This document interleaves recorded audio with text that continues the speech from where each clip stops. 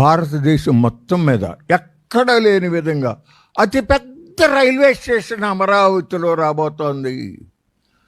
1500 ఎకరాలలో బ్రహ్మాండమైనటువంటి railway station వస్తుందని అంటాడు. ఏమనుకోవాలి చెప్పండి? మా బెజవాడ రైల్వే స్టేషన్ బిల్డింగ్ ఉంది కేవలం సుమారుగా 10 ఎకరాలు అనుకోండి. కానీ ప్లాట్ఫారాలు, పార్సల్ ఆఫీసు ఇవన్నీ ఉన్నాయి కదా. ఇంకా రిజర్వ్ ఏరియా ఉంది. ప్రకాశం పంతులు గారి స్టాట్యూ దాకా ఉంటుంది కదా. అంతా కలిపితే 58 ఎకరాలు. ఢిల్లీ రైల్వే స్టేషన్, దేశ రాజధాని ఢిల్లీ, అక్కడ 86 ఎకరాలు. ఏటా సగటున బెజవాడ రైల్వే స్టేషన్ నుంచి 1,40,000 మంది ప్రతిరోజు ప్రయాణం చేస్తారు.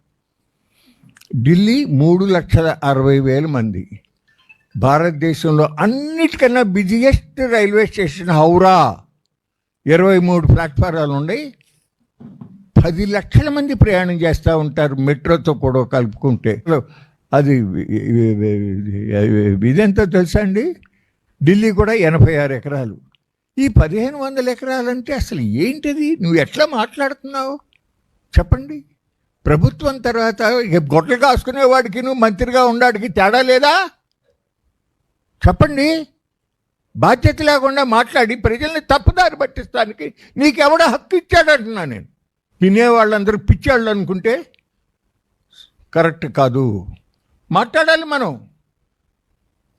అడిగే ప్రశ్నించేటువంటి ఇది లేకపోతే, వినేటటువంటి ఓపిక పాలకులకి లేకపోతే ప్రజాస్వామ్యం ఎట్లా బ్రతికి బట్టకట్టుందో ఆలోచించండి.